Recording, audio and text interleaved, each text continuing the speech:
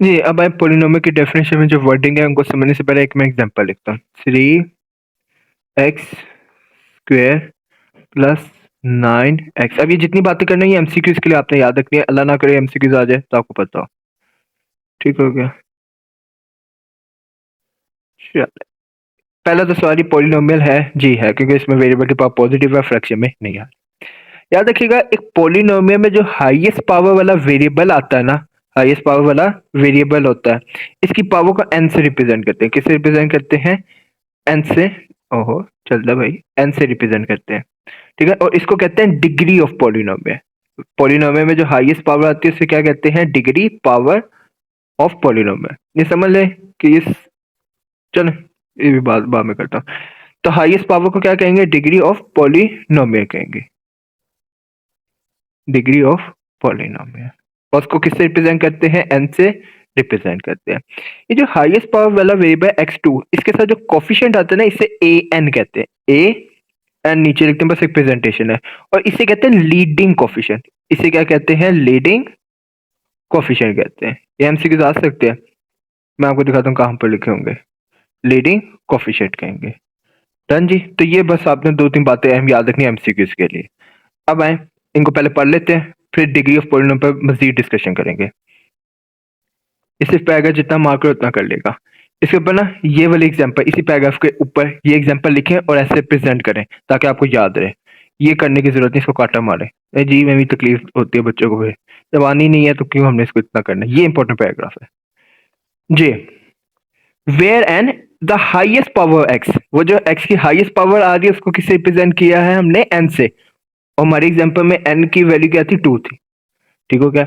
Is a non negative integer. यहाँ ये तो हमें पता है, पोलिनोमियल में नॉन नेगेटिव होनी चाहिए वैल्यू। ठीक है, कॉल्ड डिग्री ऑफ पोलिनोमियल। ठीक है, एन की बात करें, एन की पावर क्या होनी चाहिए? नॉन नेगेटिव, पॉजिटिव होनी चाहिए। ठीक है, और उस हाईएस्ट पावर को क्या कहते हैं? डिग्री ऑफ पोलिनोमियल कहते हैं।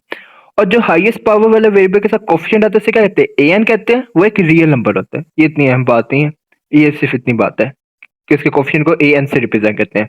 और जो द कोफिशिएंट ए एन है हाईएस्ट पावर ऑफ एक्स का, उससे क्या कहते हैं? लीडिंग कोफिशिएंट ऑफ पोलिनोमियल कहते हैं। ठीक है, तो ये वो पैराग्राफ है जो आपने याद करना है। हमारे एग्जांपल में लीडिंग कोफिशिएंट ए एन क्या है? 3 है। क्या है? 3। जैसे कह रहे हैं एग्जांपल ऊपर लिख लें, कल को आपने भूल जाना है और फिर मुश्किल होगी। अब भाई डिग्री ऑफ पोलिनोमियल के 2-3 एमसीक्यूज हमारे एक्सरसाइज के, वो समझते हैं। लेक्चर ओवर करते हैं, खत्म भी हो गया यार लेक्चर। शुक्र अल्हम्दुलिल्लाह। चलें जी, क्या करने लगा था? हाँ, भुला ही दिया। डिग्री ऑफ पॉलिनोमियल के ऊपर डिस्कशन करते हैं। 3x square plus 9x plus 2। Simple example start करते हैं। मैं आपसे पूछूं यहाँ पॉलिनोमियल की डिग्री क्या, यानी हाईएस्ट पावर क्या? जब भी डिग्री ऑफ पॉलिनोमियल पूछूं यानी हाईएस्ट पावर क्या, तो आप कहेंगे सर यहाँ degree D of P polynomial क्या है? 2 है। मैं कहा वेरी गुड, ठीक है।